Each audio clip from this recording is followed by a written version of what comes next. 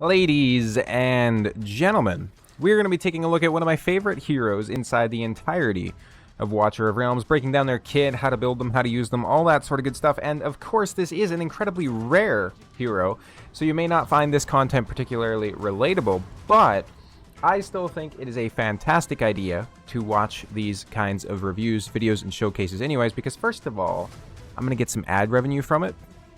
But more importantly, because it is nice to see how other players are building a specific hero that you may go against. So for example, you may be going against Ymiret, the champion or the hero that we're going to be talking about. You may be going against him inside the arena. You may be going against him inside GVG. You may be paired up with him inside the cooperative tower defense survival mode that's released now, right? So it's good to know what he does, his stats, and how people are going to be building him. Let's go ahead and take a look at the stats. Now, first of all, to call it out, he is one of the unnamed faction members, which means that he can be a part of any faction in the game, which is incredible. That means that you can use him to beat any single faction wars stage in the entire game. So he is essentially a ranged DPS. He is a fighter. He can do a tank job as well with how much CC he has. He is incredibly strong, right? Since he has this Ancient Blood passive as well, he's going to increase team members' damage by 4%. So realistically, you could just say, hey, I want to run this guy in a morale set. I want to have him in my team, and I'm getting an 8% damage boost, right? Simple as that, right? Incredibly, incredibly strong for that factor alone. Let's go ahead and take a look at his talent, though. So when deployed, unleashes Boreal Winds, inflicting slow on all enemies. So this is 25% slow within 2 tiles, and extending the duration of freeze on them by up to 50%, right? Up to a maximum extension of 1.5 seconds. The hero gains freeze immunity, so he can't be frozen. You know, it's whatever. There's very rare situations where we'd be frozen anyways. Basic attack. Deals 100% AoE damage to the target and their surrounding enemies, hitting up to 5 enemies. Can target airborne units. So this is even stronger. He is a fighter with a very good range that can be deployed as part of any faction, and can target airborne units on a basic. We have a Frost Breath passive. When targeting enemies inflicted with freeze, ignores 25% of their defense. When Winter's Bite on any enemy triggers freeze, deals an extra magic damage ranging from 100 to 450% based on the effect duration of the triggered freeze, right? So Winter's Bite is essentially something that we're going to talk about here a little bit as well. I believe it's on his either his passive or his ultimate there. But so Winter's Bite, reduced movement speed by 25%, and then that's gonna slow. When reaching the 3 stacks, inflicts freeze on the target for 2 seconds. So basically, he has a chance to stack up Winter's Bite. Once Winter's Bite stacks up to 3, it inflicts freeze. Once that freeze is inflicted, he's going to do extra damage to them, and that's in addition to his ultimate or in addition to his basic attack. So it's very, very strong. We have a Glacial Scales passive. When deployed, gains 6 stacks of Scale Armor. Scale Armor increases damage by 5%, so he's going to have a, 25-30% damage increase as well as damage reduction. When possessing Scale Armor, deals higher damage to closer enemies up to a maximum increase of 30%. When receiving damage, loses 1 stack of Scale Armor. Up to 1 stack can be lost every 1 second. When the ultimate ends, restores Scale Armor to full stacks. So we're going to kind of talk about this with the ultimate, but when he goes up into the air, that's his ultimate. He can't be hit anyway, so just keep that in mind if you're trying to block with him or whatnot. As soon as the ultimate ends and he's coming back down, he's going to give himself the Scale Armor again to amplify his damage reductions as well as his damage. Frozen Tempest ultimate, as you can see from the video, and because I told you, he goes up into the air. This is a 900 cost ultimate on a 600 initial, lasting for 20 seconds. So you can see his range. It's one of the best ranges of any fighter inside the entire game. When activated, ascends into the air, expanding attack range and reducing block to 0. Basic attack now turns into Frost Breath, dealing 180% AoE magic damage to the target and their surrounding enemies, hitting up to 8 enemies and inflicting 1 stack of Winter's Bite on them. Allies within the talent range receive freeze immunity during the effect duration, so allies also cannot be frozen when his ultimate is popped. Now, he has a passive skill, so this is with a Nora. This is his Bond skill. there's a 20% chance to inflict an extra stack of Winter's Bite. When he receives fatal damage for the first time, he transforms into the Dragon Egg with all his rage cleared. What does the Dragon Egg do? Well, he inherits 50% of his regular max HP, reduces block by 1, and stops gaining rage during its existence. If killed, deals 200% AoE damage to up to 10 enemies and inflicts freeze for 1 second. And if it's not killed within 20 seconds, the hero revives. And now it doesn't say this, but this is an important part. Your Dragon Egg can be healed by any sort of, ally healers that you have on the field. So if this guy his ultimate's badly timed or something like that, he falls back down, he takes a whack from, a big enemy, and he goes into his Dragon Egg. As long as you have a tank or somebody in front of him who can, soak up some damage, or heavy CC, all this guy needs is 20 seconds, and he's going to revive anyways, right? Super quick revive, which is incredibly useful. Now, in terms of the awakenings, let's go ahead and look at that. I have him A1. When the ultimate is triggered, deals 280% damage to a maximum of 10 enemies in range and inflicts freeze. Keep in mind, with his passive, when he inflicts this freeze, so he's not going to do the extra AoE damage because that's when Winter's Bite specifically inflicts freeze, so you don't have to worry about that, but that's a very good awakening. A2 increases Ancient Blood's damage increase effect by an extra 2% plus an attack plus 5%. So essentially at A2, he's giving you a 6% damage increase to your team. A3, when the ultimate is not activated, there's a 30% chance for basic attack to trigger Winter's Bite. Additionally, the effect duration of it within the talent range is increased by 2 seconds. This is incredibly strong. This is going to significantly up the amount of freeze stacks that you get from Winter's Bite, which is additionally going to up the amount of damage that you get from his passive. Rage regen attack plus 2 on the A4, kind of whatever. A5, after casting the ultimate 2 times, increases the range of subsequent ultimates. This is pretty insane as well. This guy has an already insane ultimate on him, right? The ultimate range. It's going to get even stronger once he's casted it twice, so for his 3rd cast and beyond. Now, how do we have him built? Well, that's a fantastic question. These are the stats: 33,000 HP, 20,000 attack. We have him at 407 on the attack speed, a 1.4 second interval. We have him at 108 and then 285 on the crit rate and crit damage, respectively. And in the classic Gear Bear YT fashion, we have no rage regen on this dude. Now, in terms of the right-hand sets, we do have him in Ageless Wrath, so he gets some extra crit damage plus 1 after making a crit hit, stacking up to 30 times, right? So as the battle goes on, he's going to increase his crit damage by up to an additional 30%, which is post-deployment, I believe, which is very, very strong.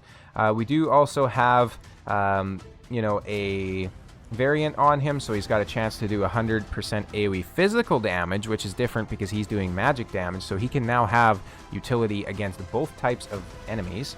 This effect can be triggered 1 time every 8 seconds. Ageless Wrath is very, very good.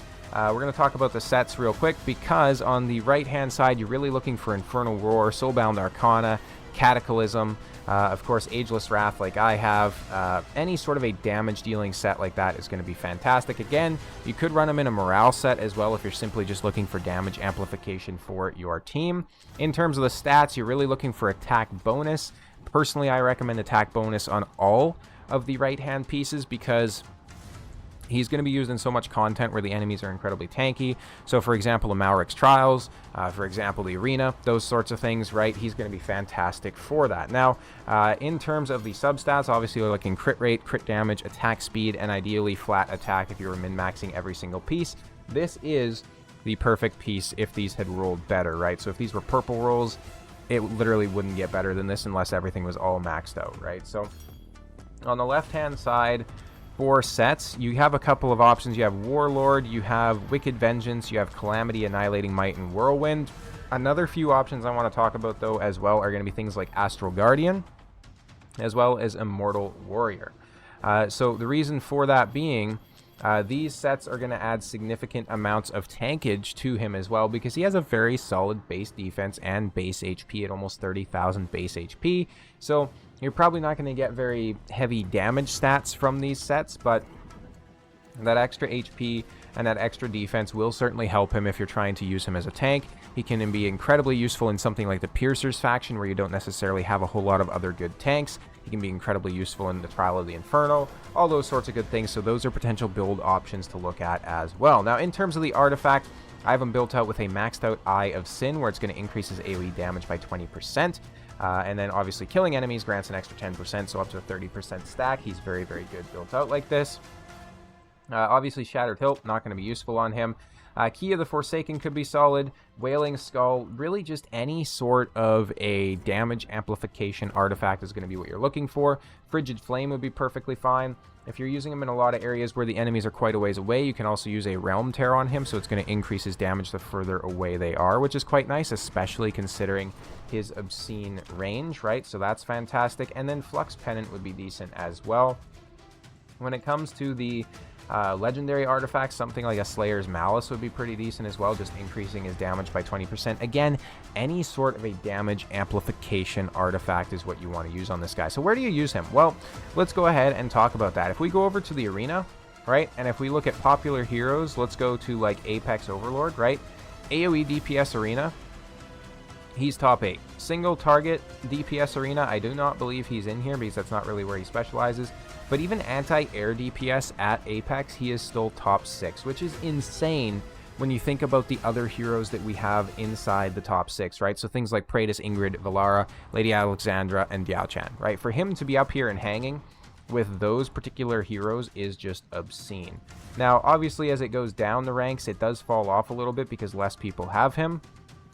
But even at the platinum level, you're still going to see a lot of use for him. And I, myself, as a matter of fact, I use him both, well, I use him inside the anti-air. I don't use him inside AoE anymore because he is very expensive. He's a 20 cost, which is not something that I discussed, I don't think. But yeah, his base cost is 20, which makes him a little bit hard to deploy in some situations. So for the AoE, I just find myself having better luck essentially using a Valara. Now, we do have the AoE DPS going here currently, so I'll try and go into a couple of fights and really just show you how it's done and some of the ways that I think he is best utilized. So we'll go against, we'll refresh it here. And this is actually the team that I would recommend for how you want to run him. So when we're looking at AoE options, generally what you're going to see is him combined with a Cyrene for the cost regen. And then you're going to have somebody like, you know, a Valara or some sort of a healer. So we're going to bring in a Diao Chan, right? And then from here, you could do one of two options. You could bring in a Valara or a Valkyria if you need some extra DPS, or you could bring in some sort of like a healer if you just need additional heals as well. That's also a viable option.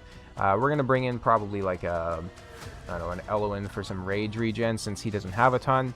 Now, there is one definitive area that he is certainly better than somebody like a Valara, and that's the fact that he can always block, right? So Valara, of course, can't always block, which is a bit of a shame, but it kind of is what it is as well at the end of the day, right? She's ridiculously busted in other areas. So Cyrene is going to pop our cost regen here. We're going to get the Ymiret placed down, and then he's going to start doing some damage as well. As you can see, he's doing very, very decent damage.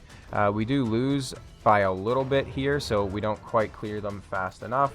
We're going to get our Diao Chan placed up so that we can do some extra damage here.